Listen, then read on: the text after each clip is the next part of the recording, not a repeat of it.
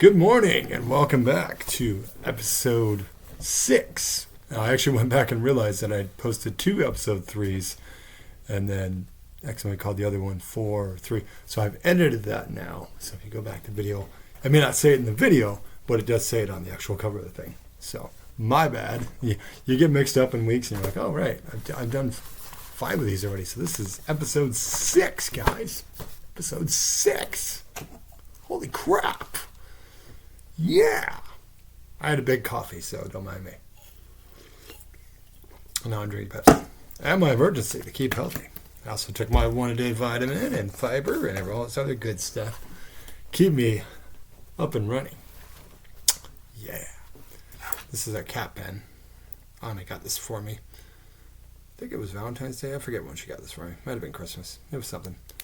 But it has a little cat on it. Little kitty. That was a minute of crap. Anyway. Alright guys, so welcome back guys. Obviously if you're new here, we've done a couple of these, or I've done a couple of these. There will be, I'm still working on the final screen pitch I was going to go for. Taking a couple weeks away stuff with sketch shows and then building to another sketch show and then improv and all this other stuff going on. So I've been a little busy, you know. I can't just do this whole thing for you. For you. It's all about you. Okay, I got other things in my life. Anyway, I don't know what that voice was. So yeah, for those of you who didn't know, this is basically a little podcast that we do, or I do mostly. Anna will be joining me for an Indiana Jones review right now. Right now she's taking a nap because she got up like only 4 hours of sleep. It's been really warm here. We have like 90-degree weather here in the Seattle area, and it's even warmer in the apartment when it gets that way. So you just kind of like I actually took the night off work last night because I woke up with a bad, massive headache and felt dehydrated. I drank like 2 things of water and I still had a headache. So I'm like, just take the night off. PTO time, baby. When you don't feel well, it's there for you to still get paid. Wonderful things. So yeah, I'm feeling better now. You know, I rested and all that stuff. So and I went and got my tabs today. So that's all taken care of for another year. So, and my car will be paid off on the 20th. So since 2017, I've been paying on this car, and now it will finally be under my ownership, which will also free up some money.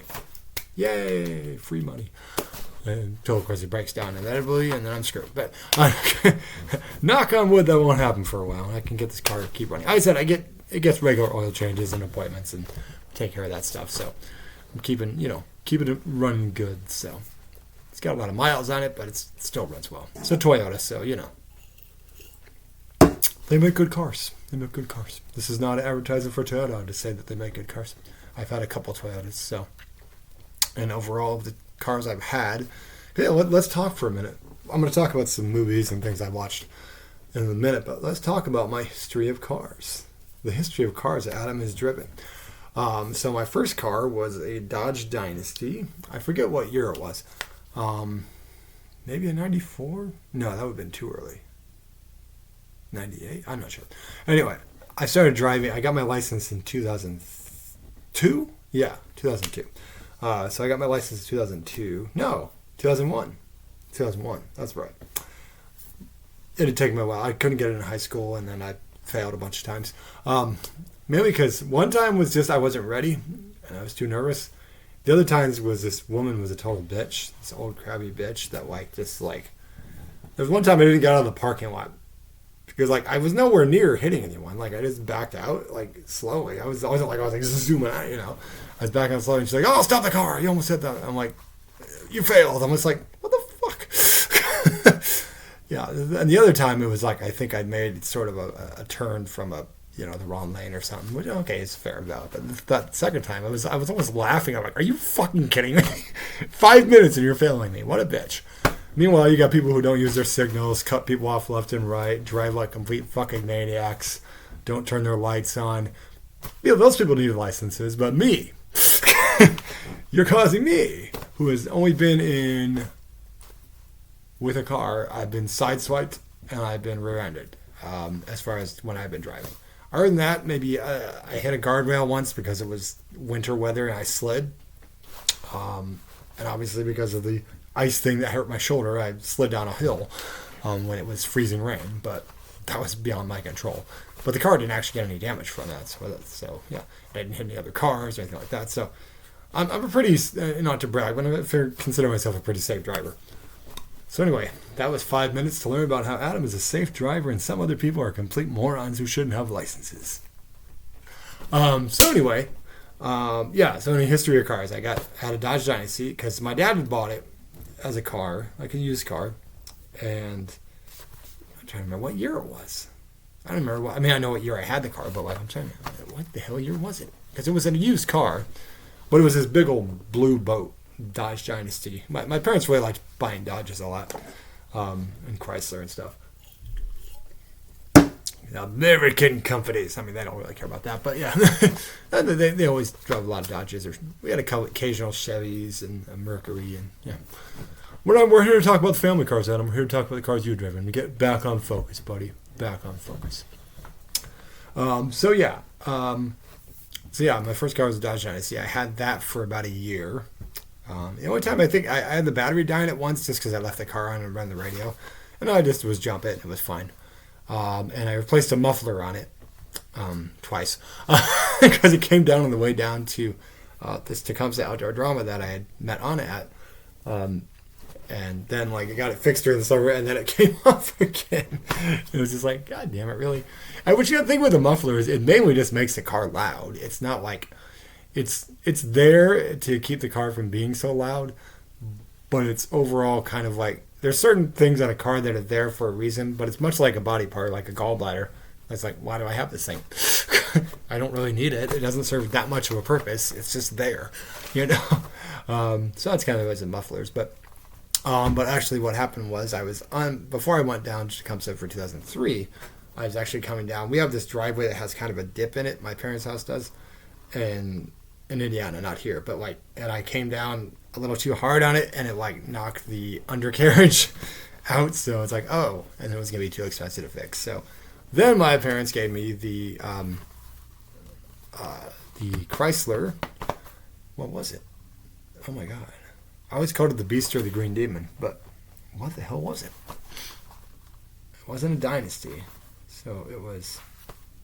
What the hell? I actually forgotten what kind of car it was. I know it was a Chrysler. This wasn't a Sebring. No, that was my dad drove. Concorde. It was a Concorde, that's what it was. Chrysler Concorde. So, reasonably big car. But it had some issues. There was a thing where and I got it fixed eventually, but for a while, there's a thing where the lights would flash periodically, so it looked like the car was possessed. So that's why I called it the demon. And then also the heating wouldn't turn off, it would just blow on, and you couldn't turn it off. It turned out you just had to take the thing out eventually. Eventually it was just because the door wasn't closing all the way. The back seat or something wasn't closing all the way well, so it wasn't. That's why the lights were flashing and stuff like that. But it was made for an entertaining car. I had that car for a while until I moved out here, actually. And I had my share of problems with it. I had to replace an alternator and other issues on it. Of course, brake pads and stuff. My dad was good about changing those, though, so I didn't have to spend any money. But it was nice. That's why I lived with my parents and stuff. But during college and stuff. And then when I moved out here, I had gotten a Mitsubishi Galant. And so I gave the Beast back to my parents and all that. Interesting thing, though. I went back to visit my parents in 2010, and of course I didn't have my car with me to drive. Yeah, it's 2010, that's right.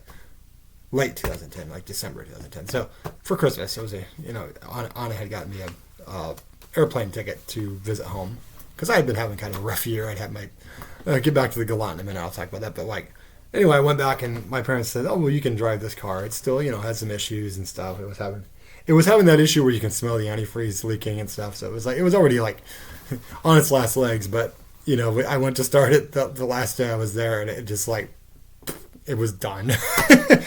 The Beast died with me. It died with me. So they had to get another used car. My parents are big on getting used cars because it's cheaper and shit. And it's just they just need to get around here and there. When you get older and you're more retired and stuff, you don't have to get around quite as much as you used to when you're more younger and you're on the go and having to go to work and all that stuff.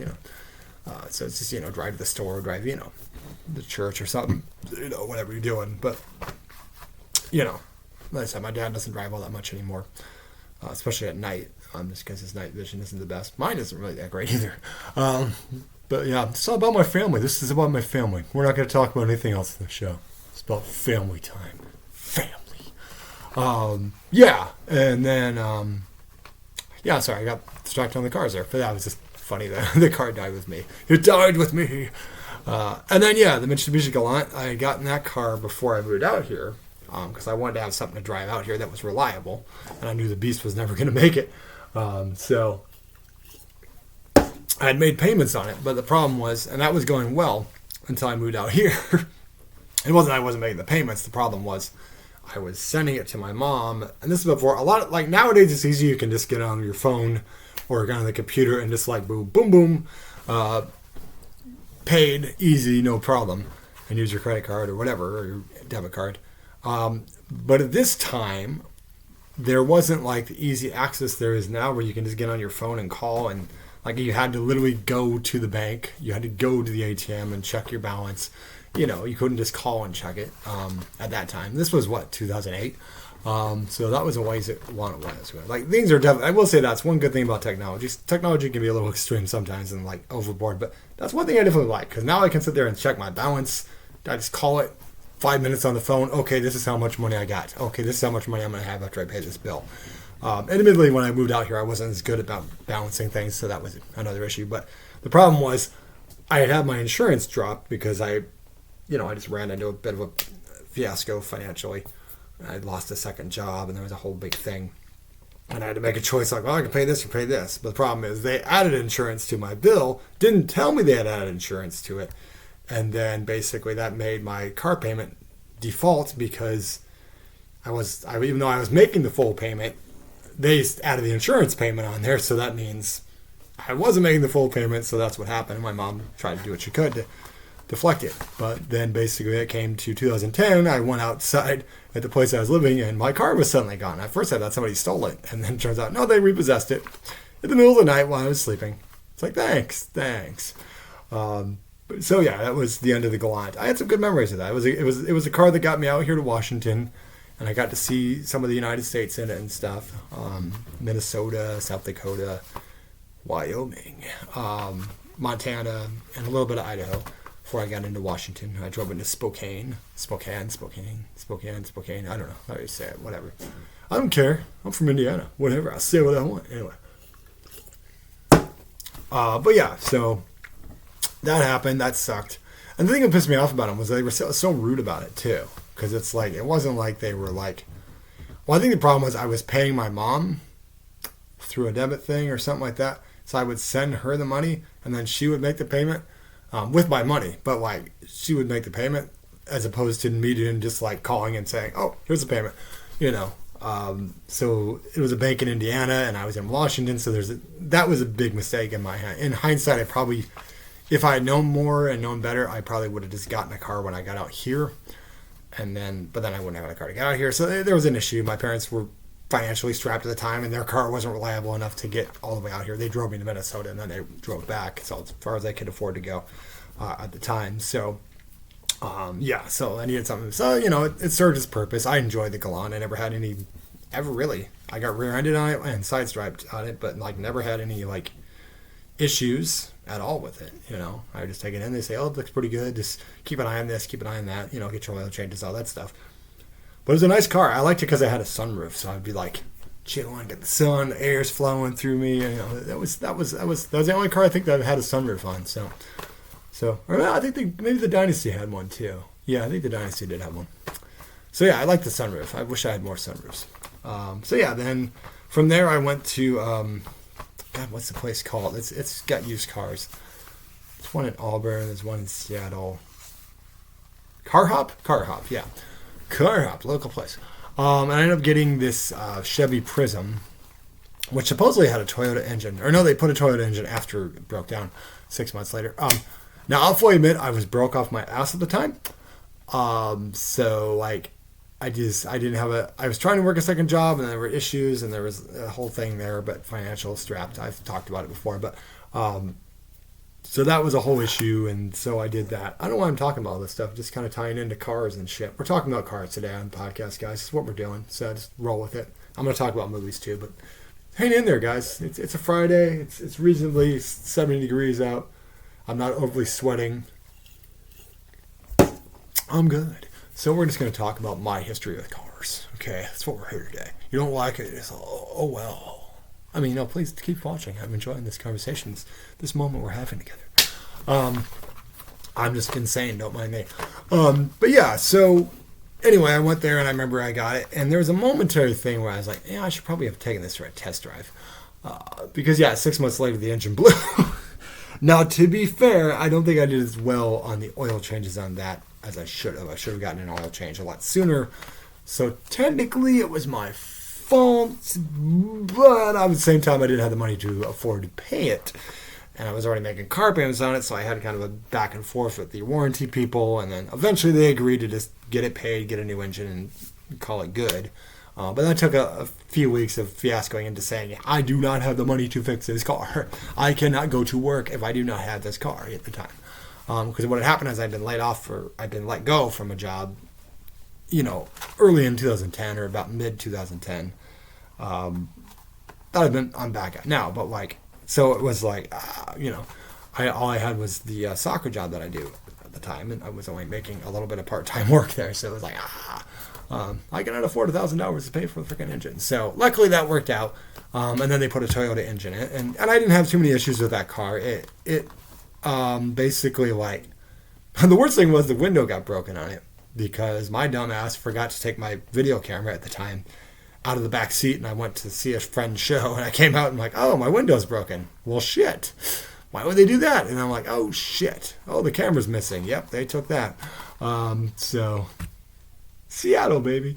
And so, yeah, but at the same time, I couldn't afford to replace the window at the time, so I just did what a lot of people do, just tape up the window, which was fine sometimes, but when it got to be wintry or cold or wet weather, then you got leaves flying in your car and seats getting wet or air blowing through. It's and it's very loud when you're driving. It's almost like having the muffler. So yeah, I don't think I ever actually replaced that window, if I recall. I think because I ended up having that car for a couple of years, 2010 into 2012, was it? Was it 2012? I'm trying to think. Yeah. Yes, it was 2012. Because Anna had a Toyota Corolla. And this is my first Toyota that she had gifted me because she was getting another car. And so I'm okay, cool. So I still had the Prism. I'd actually paid it off, which was a nice moment because I'd actually gotten it repossessed briefly a previous year just because I'd missed a payment and they had to come. But they were actually really nice about it. They came to my house, they knocked on the door, they said, hey, we're going to let you get anything out of here that you absolutely need. And we're just going to take it for now. Just contact us tomorrow. If you can get the money tomorrow, we'll just get it right back. And they did. So I'll give credit to CarHub for that. Respect to them. Because they handled it a lot better than those Mitsubishi motherfuckers did. Because those motherfuckers were just cold-hearted and just fuck you, we're just taking your car. And yeah, it was my mistake. I fucked up on the payment. It was a mistake, and I can take the ownership of it. But, I tried making, I said, look, I can give you guys 700 hours. And they're no, we need the full dozen. It's just motherfucker, I do not have that money. It's I cannot physically make money appear. So at least with them, they were nice about it, and I got the car back in a day or two. And let me get the stuff out as opposed to having to drive out and get stuff out of the Mitsubishi, which was...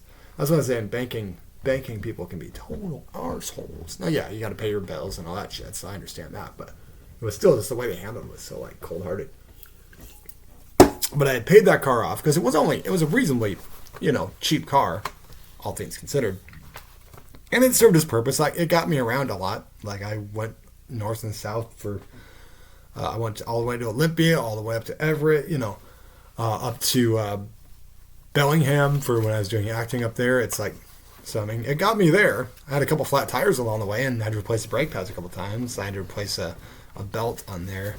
So I did have a lot of repairs on it. But, it served its purpose. What happened was then, luckily, when Anna gifted me that car, I was able to sell it to my landlord's roommate, or my landlord's brother who was living there.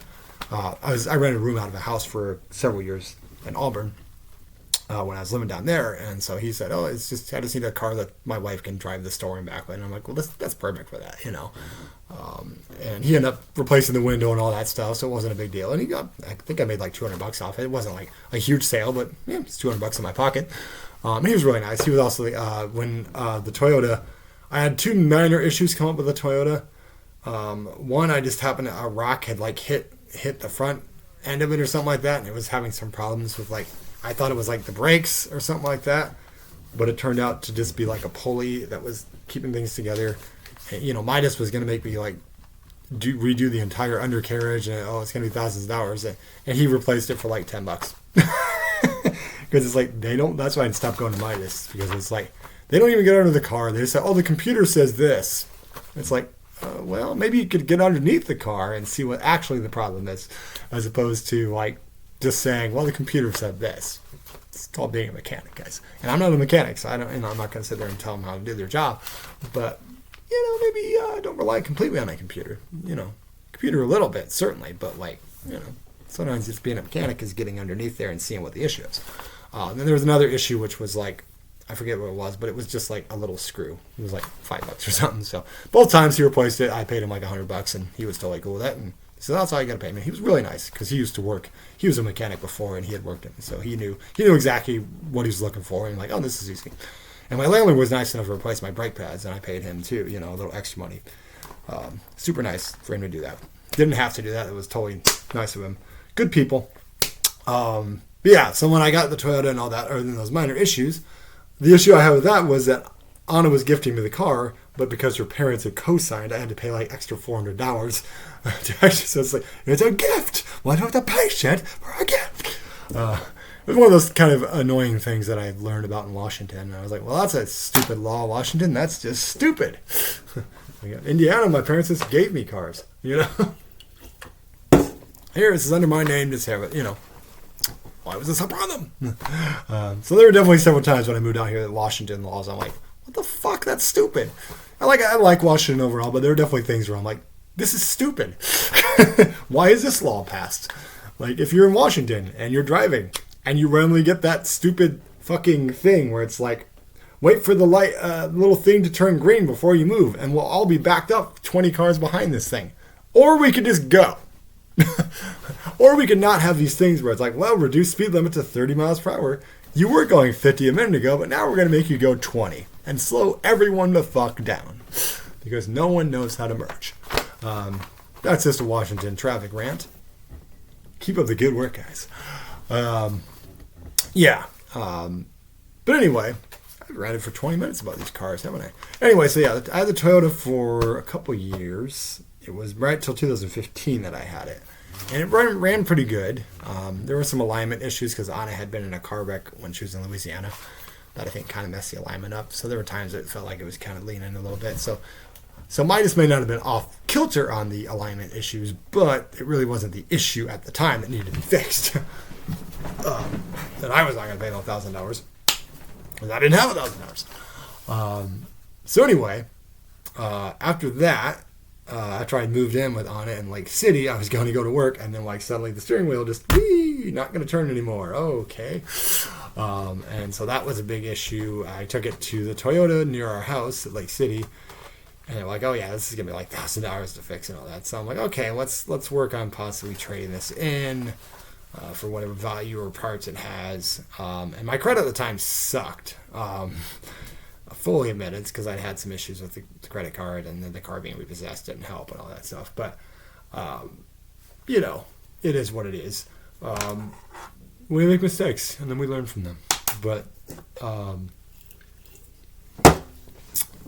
yeah, so they went there. There was a very nice guy named Jackson, and he was trying to get me into a couple places, different cars.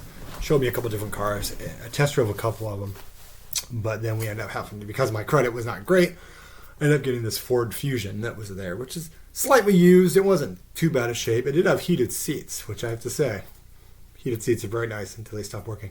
And then I remember I had like 3 months of like, what was it? It's that satellite radio one. I forget what it's called. But after I left satellite radio and the thing expired, they send you these kind of things like, we miss you. Like a jilted lover, we miss you. Please come back. The same thing with that 1-800 junk, because when I moved out of Auburn, like, they kept sending letters that just like, we miss you. We'd like to help your junk. Can we come get that junk of yours? Get that junk. Get that junk. I'll never do that dance again on here. But yeah, so that was fun. This has been more of a history of Adam, right? Yeah, so then that lasted till about 2016 or 17, something like that. No, it was 17 that it broke down. My car had broken down in 2017. Yeah, that's right. That's right, because when we had the cat. Yeah, and then that broke down. It was like similar issue to what I'd have at Toyota, and then they said, I went to the Ford dealership, and they're like, yeah, it's like going to be over $1,000 to fix this. I'm like, oh, well, shit. So then I remembered when I had left with that Fusion, the finance guy was really nice. He says, look, take this car for now and just make all the payments. Just keep being really good on the payments. And he says, and come back a year or so, 2 years, whatever, and like, we'll get you something you really want, So he was really nice about it. So I was like, that's cool, So when that happened with the car, I'm like, okay, gonna hold your word. So I ended up contacting Jackson. He was super nice. I didn't talk to the exact same finance guy, but they really went to bat for me and said, look, yeah, he had some things in, collections, but like he paid off this Prism. He's been good on the payments on the other one, So they really fought for me. So credit to Toyota. And then I was able to get the car I currently have, which is the Yaris IA 2017. And that was the first car that I had that I started with like 69 miles on. Like that's the first fucking car I've ever had that I started that low. Because everything else had been used or, given from somebody else. So that was a nice moment. And I will pay that off this month. So woot. And knock on wood, I can keep that car running for at least a couple more years until we all switch to electric. So if Washington gets their way, is what they're planning, I guess. By 2030, they want people to be selling electric cars. So, which is cool. I got no problem with it. After all, I was Electric Man, or Volt the Electric Man, superhero. So, okay, cool. So that was 30 minutes of me talking about cars. So, hey, we're off the cuff here. I'm off the cuff. I'm drinking caffeine. So, whatever. All right, so now we're going to continue to go longer because, we're making it for last time. So, I watched a bunch of stuff last week, and I'm going to talk about the things I watched here now that we've talked about cars for 30 minutes. All right, so obviously I watched the recent Righteous Gemstones episode. I'm not going to go into big details on it. I'd rather just cover the whole season later, like I did with Never Have Ever and stuff. But love the show. If you liked Vice Principals, you liked Eastbound and Down, similar creative team to that. And I said David Gordon Green, good director, and Danny McBride. I was telling Anna, I said Danny McBride to me is kind of like a better version of Seth Rogen. And what I mean by that is like he's similar in tone in terms of like his characters are kind of have similar tones to them and similar, but it doesn't just feel like I'm Seth Rogen and I'm a pothead and this is my entire character for everything I'm ever in. And I'm not going to make any effort to even change that, even when I'm voicing Donkey Kong, which is a whole other thing about voice actors and how like I feel like they've gone overboard, and I think it really started with Robin Williams, who was great as the genie and very memorable because it was Robin Williams. But like I think from then, Disney and all these other people were like, well, let's just get A-list people to do this voice acting. It's like, yeah, but that's great if that person makes an effort and really acts into it like Mark Hamill does or Kevin Conroy did.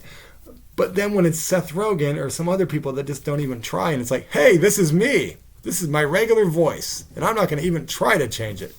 It's like I don't know. That's the thing about voice acting is the talent, because I've done a little bit of it, not professionally so much, but like, is that you're trying to actually not sound like yourself so much. You're trying to sound like that character, unless you're playing just a straight character that can sound like yourself. But like most of the time, you're trying to change it up, and so it doesn't. And you're trying to create a character just like you would if you were acting in a movie.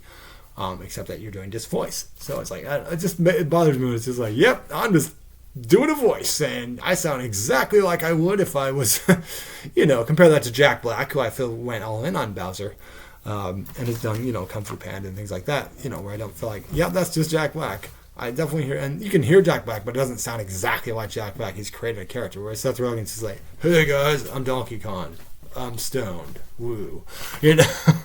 Whereas Dan McBride, I feel, at least with his characters in these shows, especially in some of the movies, I feel like at least there's similarities, but it doesn't feel like I'm watching the exact same performance. And Gemstones is great. Great use of John Goodman. And that's, John Goodman's awesome. It's cool that he's lost so much weight, too. Like, I can remember when he was really heavy. So it's, good for him. Much better use than the freaking Connors, which hopefully will end this season. I saw this article on the Connors, too, where, like, this person who obviously watched the show was just like, oh, they're getting a shortened 6th season? How will they wrap all these amazing storylines? I'm just like, there were amazing storylines? Were any of them funny? Like Jackie slapping Darlene? Because that's fun. Awesome. So funny. And just like there's one storyline. It's like, well, Bev and Jackie have really made up now, so they should kill Beverly off. I'm like, yes, let's do that. Because you know what's great about this show in a sitcom? It's killing fucking characters off. Because that's so much fun. Isn't that funny when characters die? I mean, good God. It's just like, please end the show. Just end the show. That's the thing. I know that Roseanne, when it was on, tackled some issues. Tackled with being blue collar. Tackled a lot of things like that. They had dramatic episodes where things were not going their way and they were just feel like they're just getting kicked down all the time. But they still had fun episodes too. They still had Halloween episodes where you could laugh and they had a good time and they had some happy moments as a family. It wasn't just constant like every freaking episode is, well, I'm an alcoholic. Well, I smack my wife around. Well, I do. It's just like, good God. Like, this character's dead. Hope you didn't like them. It's just like, let's tackle whatever fucking issue I decided to tackle this week. And I don't know. And like I said, I despise Roseanne for the things she said, and she got what she deserved. But man, they should have just ended the show. I'm sorry. Even that Roseanne comeback episode, even when she was on that thing, it was just kind of like, this is okay. But it just, sometimes you can't go home again, guys, because sometimes humor has changed and things have changed overall, and some stuff just doesn't work anymore. And then you go to, there's nothing wrong. It's kind of like that old, like, a special episode of this sitcom. That's fine once in a while, but when, like, every episode that I was just sitting there just going through the Connors on YouTube, just a couple clips here and there, not even necessarily full episodes, but from what I saw, it was just like, this isn't funny. I'm not laughing. And there's an episode where Becky's going to, like, rehab or something, and then Dan's just like, yeah, if Mark was truly cared about you, he would have died a lot sooner. I'm like, what the fuck? Who would say that to their child? I mean, he was fine with Mark. Watch the freaking show. And, like, this whole, like, not acknowledging that Jackie had a fucking baby, and, like, freaking Fred, and it's like, oh, that other baby they had late in the season, he's just on some boat and doesn't call. Like, what the fuck? What the fuck? I'm not saying I cared that much about those characters, but, like, except for Fred. I liked Fred, damn it. But, it's like, just like having a baby disappear, like, this weird sitcom thing they do. Like, oh, well, this baby's not there. Or they went upstairs and they're gone now. Like, that's one thing if you do that in a pilot episode and you decide not to use it, but, like, you're literally following up something. Like, could you just, like, stick to some things? It's like, we didn't want to bother to cast anything like this. Yeah, and I don't know. It's one of those weird things. I think they went too far with the son character, Darlene's son, too. Like, I didn't mind, like, that they were going with him being effeminate or possibly trans, with him dressing, because it was sort of a turnaround of, like, how Darlene was a tomboy, so he's more effeminate and stuff like that. But, like, as soon as they took over the Connors, immediately he's just gay, which is fine. But I just feel like they could have built that a little more, or maybe not had him be gay, just have him be. I've known plenty of guys that were effeminate that aren't gay, or trans. It's like, so it's like, I feel like they just instantly leaned into that, just to win brownie points, I guess, which is fine, whatever, it doesn't matter. But it just, like, I don't know. It just felt like they just, like, leaned into that a little heavy. Like, they could have just gone a different route with it. I'm not saying you could have made him gay eventually, but, like, it felt like they were, like, so instantly to, like, go right to that, as opposed to just being like, he's a kid, he's young, he's still kind of maybe figuring himself out, because it wasn't like when Darlene was doing the tomboy stuff, it was immediately like, yep, she doesn't like boys, she's a lesbian. This was like, no, they let it build along, and, she eventually was into boys, and, still liked, sports and stuff. So that's why I think they did that character disservice. It just felt like they went quick to just be like, no, he's gay. He's definitely gay. It's like, or maybe he's just into fashion. It's like I knew a guy in college that was into costuming and all that stuff, and he was straight as an arrow. There are fashion designers that are not gay, guys. There are people who dress up in women's clothing and are not trans or gay. They're called female impersonators. But it's like I've known plenty of them too. So it's like there's different variations on that. It's not just instantly they're trans or they're non-binary or they're gay. There's more. I just feel like there's more things you can explore with that than just going to the instant. Yep, gay. It'd be the same thing. And that thing is, nowadays they would probably do the same thing with Darlene, like in the initial thing, like, yep, she's a tomboy, so she has to be a lesbian. It's like, well, or does she? Does she have to be? Because I know plenty of girls that fight sports that were not lesbians either. It's just there's too much sometimes with it, where the counters, which in some other episodes there are shows where it's just like.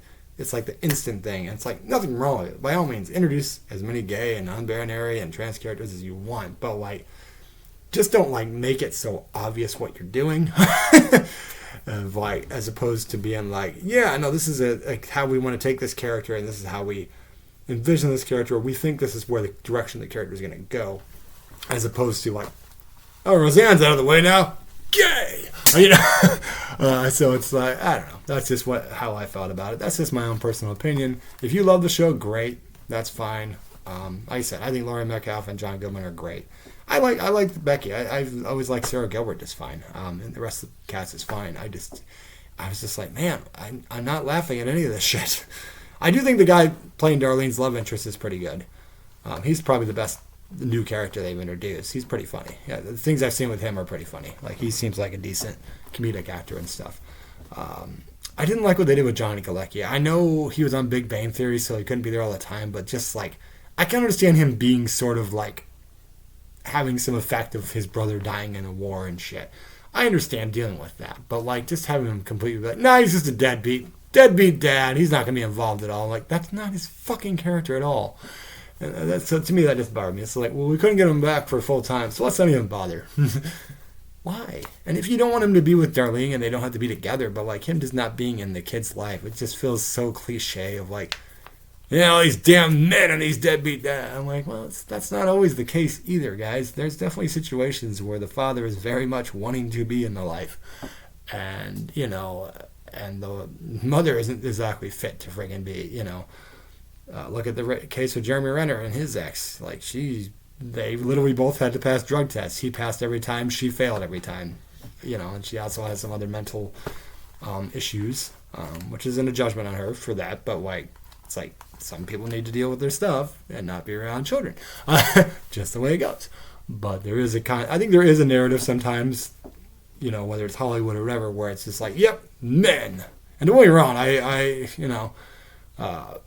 I've had situations in my family, not my mother and father, they're great, but like other family members who have had not so great relationships with men. I won't mention them specifically, but and so yeah, I get it, the deadbeat dad. I know that exists, and there's plenty of them out there, but there are situations where it's not always as black and white as you think it is.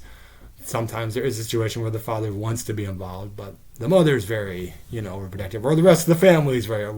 I knew a friend that, like, him and his girlfriend had gotten a girl pregnant in high school, and he was a bit immature at the time, and I don't think he was, ready for the responsibility, but I think he realized he needed to be in this kid's life, and like her parents just like refused to even like acknowledge that he exists and like completely cut him out. So it's like, that's unfortunate. Like, one thing if he just blows it off and doesn't care, then it's like, oh well, screw him then. But like, when the father's like really making an effort to try to be in the life, or a mother's trying to make an effort, and either way you go about it, I feel like you should at least have a chance and not just be like paint a blanket statement of like, yeah, they're just deadbeats, they're all a bunch of worthless assholes. And it's like, well, man, it's not always the case. Yeah, there's definitely a case that there absolutely is that case, but I think there's a balance with that. I'm sorry, I didn't mean to go off on a Connors rant there, guys. I do that sometimes. And also we've been watching Secret Invasion. We haven't watched the third episode yet. But so far, it's pretty good. It's a slow burn, but I'm definitely seeing some hints of like people who might be Skrulls. So that's interesting to see how that goes. Do I think it would be better as a movie or a couple of things movie? Maybe, just because you could have more broad spectrum of characters, I think. So that, that's the only thing. But, for what it is, I like that they're taking it seriously. I like that it's being treated seriously. We're not just getting the wink, wink, nudge, nudge comedy that we've had for several Marvel movies. But yeah, it's pretty good so far. And Gemstones is great. It's great. Yeah, I'm enjoying this episode. Yeah, it's very good stuff. Good stuff. Good cast. All right, so let's talk about other things I've watched recently. So I rewatched Cujo. Just because it was on HBO Max, and I'm like, or Max, it's still HBO Max to me. It's still owned by HBO, so who cares? I'm calling it HBO Max. So when I hear Max, I think like Cinemax. And I had Cinemax back in the day. But Cujo's still a great film. And the funny thing is, I found myself actually really sad for the dog. And I know, the dog turns into this rabid monster and killing people. But goddamn, I felt bad for that dog. Because I'm like, oh, he's such a sweet dog. And then he just puts his head in there and that bat bites him. And then the irresponsible fucking owners didn't get this poor thing vaccinated against rabies. They've been responsible. This is what has happened. But yeah, I like the whole like monster rules with the father and son and all that. I like that a lot. I have an idea for a horror thing that kind of plays a little bit off that without like, it's not like a total ripoff, but like I have my own kind of monster that they're dealing with, but like sort of playing that kind of monster in the closet idea or monster under the bed thing. There's a lot of hints that the thing growling in his closet was Pennywise, which is kind of a nice connection to it. But yeah, I mean, I feel bad for the dog. Dee Wallace is great. Danny Pintaro was very young. Of course, he grew up to be on Who's the Boss. And he's a cute kid. I like the dad in there too. He's pretty good. And the guy that she has the affair with was actually her real life husband, who also was in The Howling with her. So, yeah. Little known fact. And then you got good old Ed Lauder. Ed Lauder. Guy in 80s movies who's usually a scumbag. I really enjoyed him in another teen movie when like he's playing the football coach and the guy keeps getting concussions. He's like, can he play? Which was a nice takeoff of John Voight's character from Varsity Blues. Let's go! I love that movie. I don't care. Varsity Blues is great. John Voight was just such an asshole in that movie. So great. And James Vanderbeek's Texas accent. I don't want your life. I am speaking Texas. Texas accent. Yeah. So yeah, it's fun to watch Cujo again. It's a nice comeback. I also recently watched the Thing prequel. I don't know if I mentioned this in the podcast that I watched that, but I did watch it recently just because I was looking for something to watch, and I'd never seen it. I will say this. It's not bad for a prequel. Mary Elizabeth Winstead's fine. As well as a couple other characters in there that are, well-known actors and stuff. I like that they had sort of these... Was it the Finnish team or the Swedish team or Norwegian, regardless, that was set up for that thing for the first movie or the first remake, I guess, technically, which was the only loose remake anyway. It was more based off the book. But yeah, I thought it was decent. Who was the other guy in there? That's what's his name? It's escaping me. All right. Let's go to the phone. He's been in a lot of shit recently. He's a good actor. He's apparently one of the front runners for Harvey Dent in the Batman. Let's see. Let me check this out. This podcast is going a really long time, guys. But I don't care. I do care. Joel Edgerton, that's right. Joel Edgerton, yes. I don't think he was pretty good in there too. But yeah, it sets up pretty much, follows the premise of the teen that they find in the John Carpenter one that's basically all dead. That's been turned into these monsters creatures, and they kind of play off that. So I think they did set up their deaths really well and stuff like that. The biggest problem, and I found out from a report on the productions that they had a whole bunch of practical effects that they wanted to use, just like they did in the original. And the studio came in and said, nah, to CGI it. And boy, do they do a disservice to it, because that CGI looks freaking terrible. People complain about CGI nowadays. Holy crap. 2011, Jesus Christ, that was terrible. It took it away from me. It kind of like, it didn't look as good as the practical effects. And it just, I think the problem I had with it was like, when I watch The Thing, even now, you can feel the tension in the room. You can feel that tension of anybody here could be the Thing. And that blood test scene and all that stuff. And yeah, the teeth thing was an interesting idea with like the fillings and stuff like that. It was a nice way to do it without doing the blood test again, because they didn't want to just repeat themselves. And I respect that they at least try to do something different with it. But like it was just, it didn't feel like the suspense was as much there. It was just kind of like, oh, well, I guess this person's the Thing now. Okay. And it just was like, hey, they just randomly went it. And then like the one guy, you think he's gone. And then at the end of the movie, he's chasing the dog, which, of course, the infamous dog that started the whole thing in the other movie. And I was like, how the hell is he still alive? If he's chasing this dog who's the Thing, how is he still alive and chasing this dog? Like, he was clearly probably dead and probably should have turned into... He was with these other people that were the Thing. So that's kind of a plot point. I'm like, I know you're supposed to have a guy chasing the dog, but, like, why was he just not there when they're, like, going after this whole thing and going to the ship and all that stuff?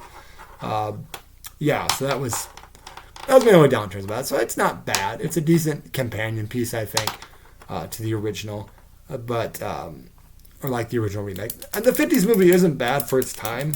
The Thing from Another World, it's decent for its time, for what they had, what they could do in the 50s. But I definitely think John Carpenter was the Thing, even though at the time it got such hatred, which is ironically funny. It just stands the test of time. It's Kurt Russell's freaking great in there. Keith David's great in there. It's just like, it's a great cast. That tension, the music, they had some decent music in this too. But like, I'll always defend that Thing 82. I think that was just, it may have bombed, unfortunately, because it came out at the same time as E.T. But like, damn if it isn't a great horror film. And John Carpenter deserves all the credit in the world for that, because just the music alone is just like, ding, ding, ding, ding. It's such a great film. Like, I will always enjoy watching that one. I like Kurt Russell with the beard too. He looks good with the beard. It's a good look for him. Good look for him. R.J. McCready, baby. Yeah, so that wasn't bad. Let's see, what else had I been watching lately? I watched The Lodge, which I think was from 2019. It has Elvis's granddaughter, Riley Keough. And who played the dad? I've seen him and stuff. I know him too. What the hell? Sorry about this, guys. I'm definitely prepared for this podcast. If I hadn't been rambling about cars for 20 minutes. There we go. Oh yes. Oh yes, has the kid from It as well as one of the kids. Oh, Richard Armitage. He was in The Hobbit. He was the main not Hobbit, the main dwarf. The one that goes to the in the movie takes the dragon, is kind of lazily lying around. Richard Armitage is his name. But yeah, Jaden Martell played the son in this. And basically, yeah, awesome. Anyway, but yeah, basically the premise is basically like, Alicia Silverstone's in it for about 5-10 minutes, because it's like, apparently Richard Armitage has had an affair with this other woman, Riley Keough's character, and full spoilers for if you haven't seen The Lodge. It's on HBO Max or Max right now. That's how I found it. And basically, like, Alicia Silverstone drops her kids off, drinks some wine, and then blows her fucking brains out like 5 minutes in. It was like, holy shit. I didn't know she was going to be such a small part of this movie. But like, so apparently she was depressed about the affair, and the divorce and all that, and he's going to get remarried to her and all that stuff. And the kids obviously resent this woman. So the father's genius idea is to have them spend Christmas in a lodge with this woman they barely know, and they look up. Excuse me. A lot of talking. They look up basically like her history, and she was apparently the only survivor of this cult, basically, that had basically drunk in the Kool-Aid type of thing. So she's obviously resigned from religious stuff at all, because it was a very religious cult. And she's like, she takes medication for it. She's got a lot of like PTSD from it. Seeing religious imagery kind of like freaks her out. And so that's played very well by Riley Keough. But his genius idea is to leave his kids with this woman who they barely know. And they obviously resent because their mom killed themselves because of this whole affair. And they don't want to, they're this like really standoffish, really don't want to get to know this woman at all. And so it's sort of a slow burn. He goes away to do some stuff, some work for his job or something like that. And it starts snowing really hard and all that stuff. And then like, you know, they're sort of balancing it out. There's sort of this tension, and she's trying to make, you know, amends with them and try to like work on them. And she's doing okay with the daughter, but the son is really standoffish. And then it seemed like they're almost bonding. They watch a movie. They actually watch The Thing, which is kind of funny. And I was talking about that. And then it was funny because they watched The Thing, the John Carpenter thing. And then she's like, can we watch another movie? And then she switches to that Michael Keaton, Jack Frost. I'm like, oh my God, something more frightening than The Thing. This bad CGI snowman. But yeah, and then they wake up and like there's no power and all these Christmas decorations that she's put up are gone. And then her like medication is missing, all this, and she's like freaking out. She's like, what'd you do? This is not funny. This is not funny. And like they're like, no, we didn't do this. We didn't do this. The generator's gone and everything, you know. And so now they're kind of freaking out. Like she's freaking out because she doesn't have her medication. She's starting to hallucinate now, and they're playing along too. Like they're like, oh my God, we must have died. We must have died somehow, and now we're being punished in purgatory. We have to, you know, give our sins. And he like plays with the thing of hanging himself, but like he's not really hanging himself, but just confess your sins. She goes out in the snow and like sees the stuff, and this whole like she's obviously tripping because she doesn't have her medication. And we find out the kids do this on purpose. They hid everything in the basement, including the generator, including her medication, and they slowly realize, oh shit, we fucked up. Because she's like, yeah, let's just take care of this now. And she's like, I'm just going to blow my brains out because it doesn't matter because we're already dead. We confessed our sins. And so basically it comes down to Richard Armitage shows up, sees what's going on. She shoots him because she's like, it doesn't matter. And then basically, you know, it ends with her like putting tape over their mouth saying sin. And then basically I think she's going to drown them in their soup. So I was like, well, that took a turn. I thought it was a nice slow burn. Because at first I wasn't sure if the kids were just like fucking with her or if it was going to become kind of a weird twist, but like no, they were just fucking with her. They really didn't like their stepmom and just like going to make her like fuck with her and like because you made our mom kill herself, but now we've just gotten our father killed now and now we're going to die. So don't fuck with mentally ill people, man, because you might, you know, don't take their medication. That's not cool. They need their medication. But I thought it was well acted. I thought it was a solid slow burn. Check that out on HBO Max.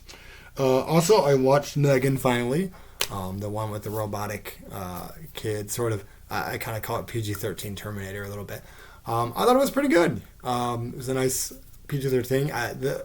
There are moments that the kid that she's defending, the robot is defending, gets a little annoying sometimes and like kicks the stepmom or whatever that she's, or her aunt has to get, because, yeah, her parents get killed by a snowplow. Which is just like one of those things like, I'm stuck, we just can't just park here. And then it's like snowplow, you know. But like they're making this basically Megan Dow and she's been Allison Williams, is working on this thing from Get Out and stuff. And so she gets this robot and she tries to make it kind of, you know, a friend for this girl who's been traumatized. But at first she's like defending Megan at all costs. Megan just like goes batshit and starts controlling a lot of things and but yeah, I thought it was a solid film. I definitely enjoyed it. It's worth a watch. I saw it on Amazon. So yeah, it's fun. They definitely left it open for a sequel. Probably. I mean, come on, made money. It'll probably get a sequel.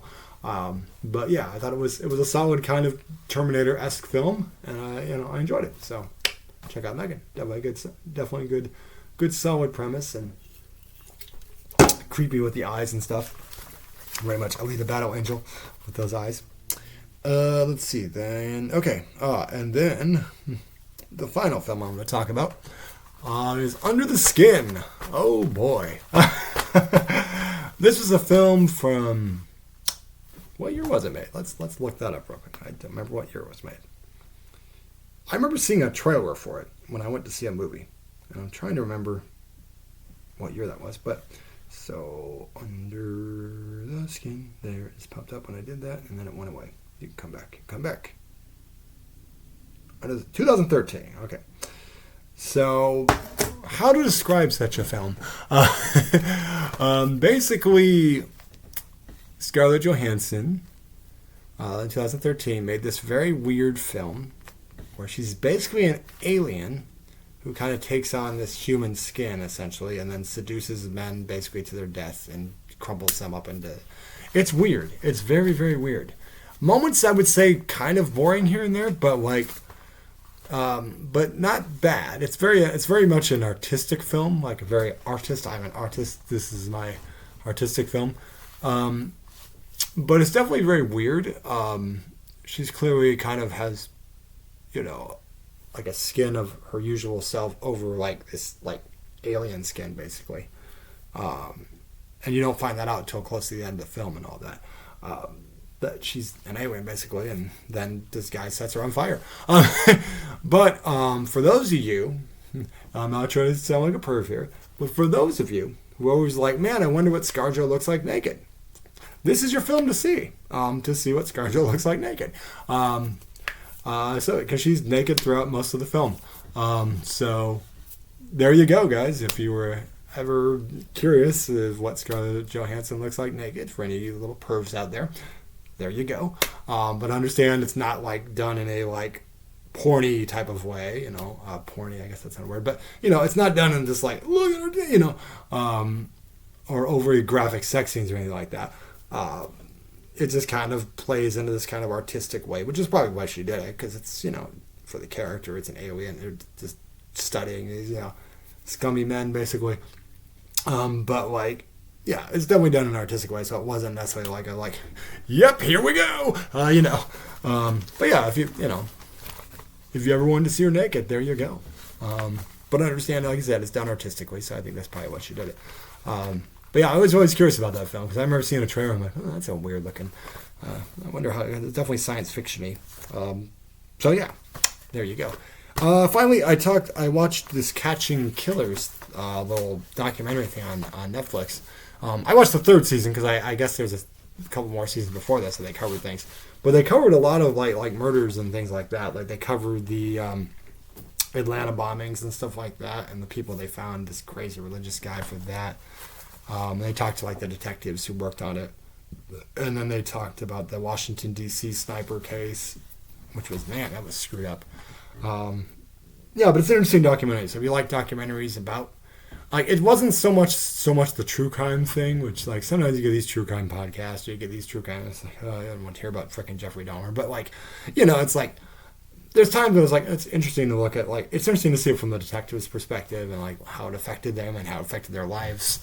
But yeah, there's always some screwed up cases and screwed up people out there, unfortunately, that just do like stupid and kill people for stupid reasons. Just like, I'm pissed at the government. I'm pissed at, my religion says I should do this. I'm pissed at it. And it's just like, man, like, get therapy. Like, seriously, like, there's free therapy out there, guys. There's no excuse nowadays to not like get therapy or like get prescribed helpful drugs that will help you, not like Oxycontin and shit, but like, like helpful things that will help you manage your life and balance your life. I have friends that are bipolar and family, and so it's like, it's not like, you definitely have your days, but it's not like, I think there's been a lot of misconstrued things with mental health in terms of like everybody is like comparing schizophrenia to bipolarism or things like that. It's totally different things.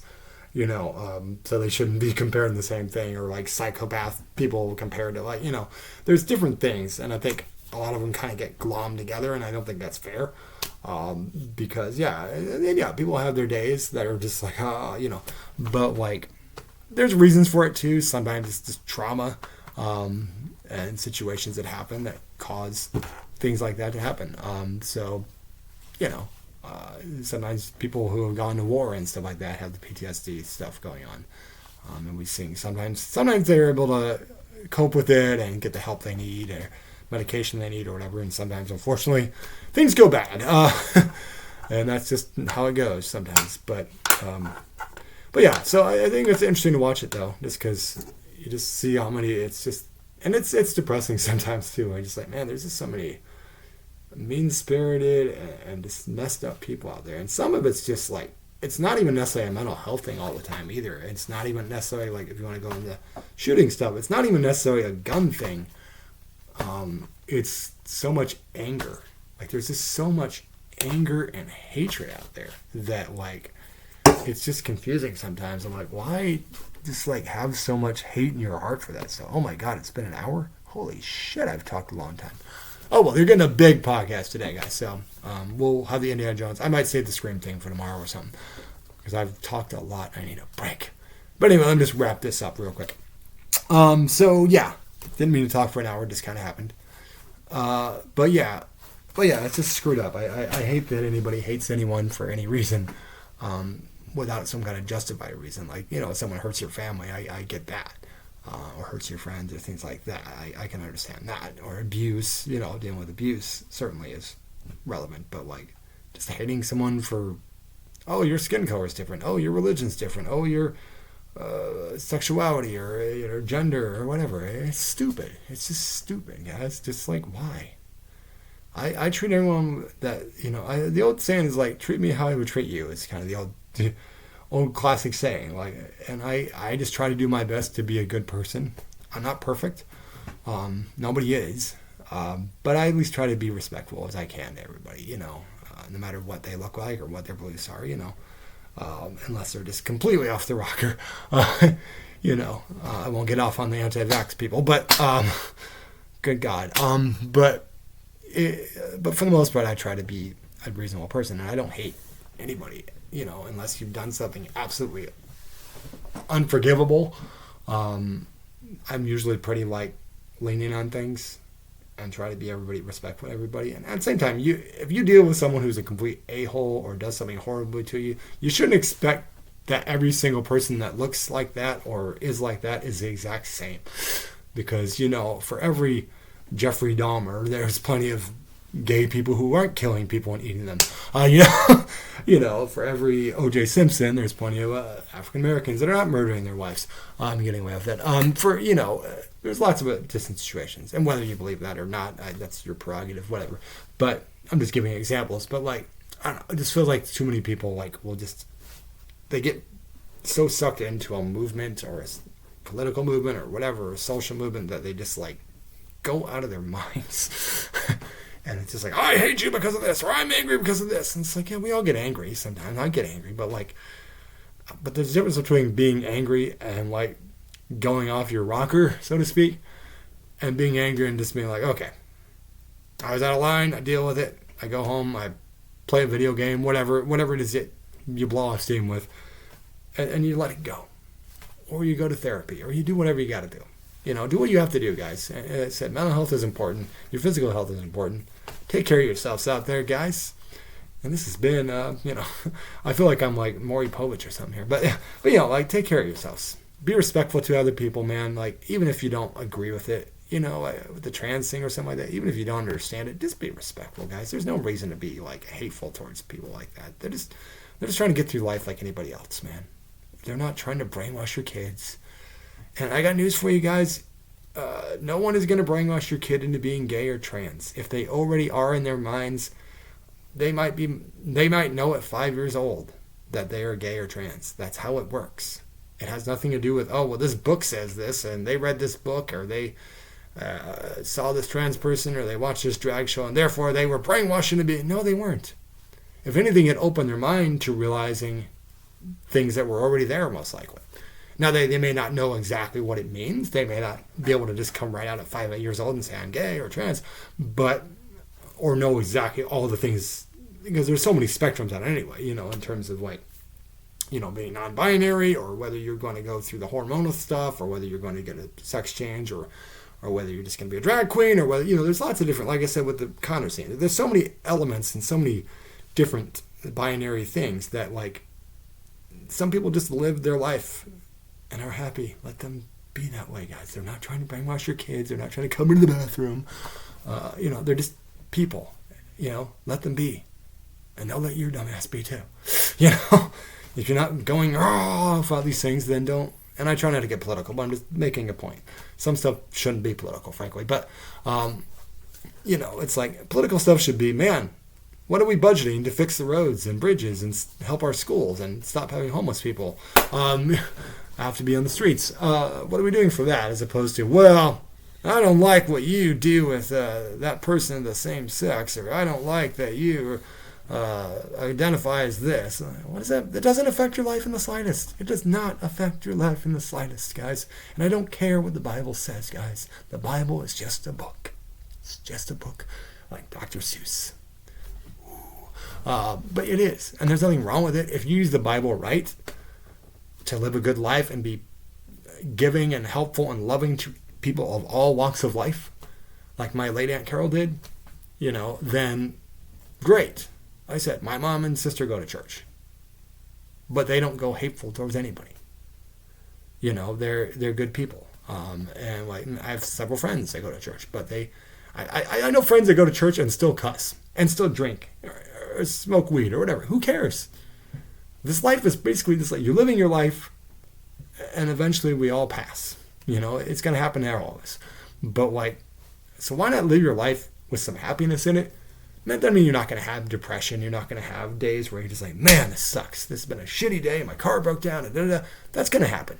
But you don't need to be miserable all the goddamn time. You don't need to be angry and your fist at every little stupid thing that happens, whether it's a Bud Light can or Target or whatever. It's stupid. Just guys, who cares? Why are you making such a big deal about it? Really ask yourself that. I'm being serious. Really ask yourself, is this worth getting mad about? Is this worth going to riot about? It's not. Who cares? It's same with movies. And then we'll talk about with Indiana Jones. We liked it, but I can acknowledge some flaws with it. And maybe you didn't like it. That's okay. But it doesn't mean you need to call someone a libtard or some other stupid name because they liked a film and you didn't like it. Who cares? I had problems with certain films and certain shows, and I've mentioned that on here before. But if you disagree with me and you absolutely love them, great. I'm glad you had a good time. I'm glad you enjoyed it. Maybe the comedy, for certain comedy things, maybe that works for you. Maybe you love the freaking Connors and you think it's hilarious. Great. Or maybe you really like the issues they deal with. That's great too. I'm not saying they shouldn't deal with those issues. I just wish it would be a little more balanced with the comedy. That's what I've seen. That's just my opinion though. I'm entitled to that. You're entitled to yours. If we all just treat each other a little bit better, guys, the world would be a better place, as Tommy Wiseau would say. But, I'm not trying to be all stupid and speechy, but it bothers me when people just are hateful for no reason or for stupid reasons. Why? You cut me off on the road, I'm going to shoot you with a gun. Why? People cut me off all the time. I call them an asshole and I move on. I don't try to run them off the road. I don't try to, it's not that big a deal, guys. Yes, you get upset. I almost hit a car the other day that cut out in front of me. I cursed about a couple times, so I'm like, motherfucker, but then I went to work and moved on. I didn't make it dwell it the rest of my day. And that's what a lot of people need to do. Just breathe and let it go.